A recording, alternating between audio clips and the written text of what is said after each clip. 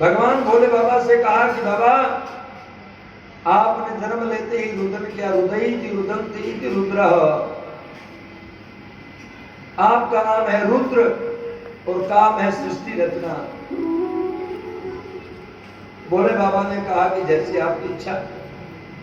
भोले बाबा ने सृष्टि रचना आरंभ की तो महाराज गजब की सृष्टि रची, भूत प्रेत डाकने शाकने सबरे बना डाले। ब्रह्मा जी ने देखा, ब्रह्मा जी ने कहा हे बाबा बस यही बंद करो आपकी सृष्टि, हम कुछ और उपाय करें, आप बंद करें। भोले बाबा ने कहा जैसी आपकी इच्छा, बंद कर दिया।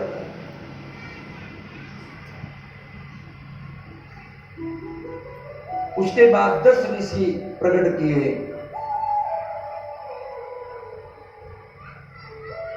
मरीचि, अत्रि, अंगिरा, पुलस्त्य, पुलह, क्रतु, भृगु, दक्ष, वशिष्ठ और 10वें नारद जी।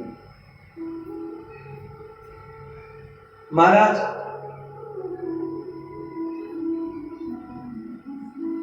अपनी छाया से कृतम जी को प्रकट किया, वाणी से सरस्वती को प्रकट किया। ये भगवान ब्रह्मा जी की मानस सृष्टि है, संकल्प सृष्टि है।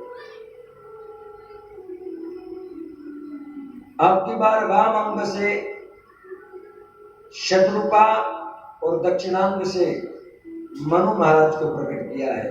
इन्हीं से चलिए मानव सृष्टि। मनु जी से कहा कि सृष्टि की रचना करो। मनु जी ने कहा कि महाराज जैसी आपकी आज्ञा।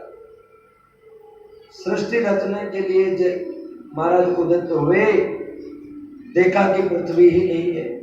ब्रह्मा जी से कहा कि महाराज सृष्टि रचने के लिए तो आपने बोल दिया है लेकिन पृथ्वी ही नहीं है, क्यों भाई कहाँ गई? बोले महाराज राक्षस ऋणाक्ष पृथ्वी की चटाई बना करके पाताल में ले गया है। भगवान ब्रह्मा जी को छींक आई, वराह भगवान का प्राकट्य हुआ। बोलिए श्री वराह भगवान की जय। और महाराज हिरण्याक्ष का वध करके भगवान ने पृथ्वी को स्थापित किया। महात्मा विदुर ने कहा कि प्रभु मैत्रेय जी हिरण्याक्ष कौन था?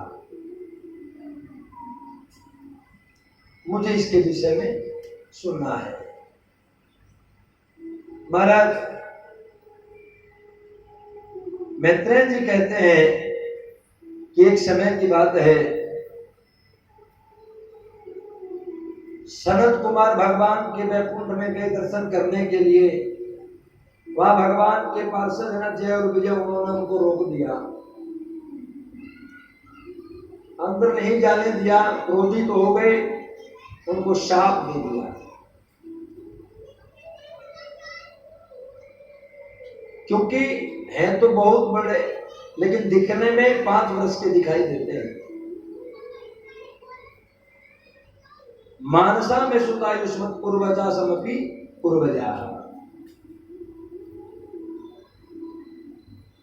महाराज भगवान ने खटपट सुनी तो द्वार पर कुछ खटपट हो रही है। भगवान दौड़ कर आए, शरद कुमारों का दर्शन किया और हाथ जोड़ करके विनती करने लगे, सरकार क्यों आप क्रोधित हो रहे हैं? आप इनका बुरा न माने, ये मूर्ख है, आपको पहचाना नहीं। और ये जो मेरे पार्षद है ना जय और विजय, ये आपको जानते नहीं है।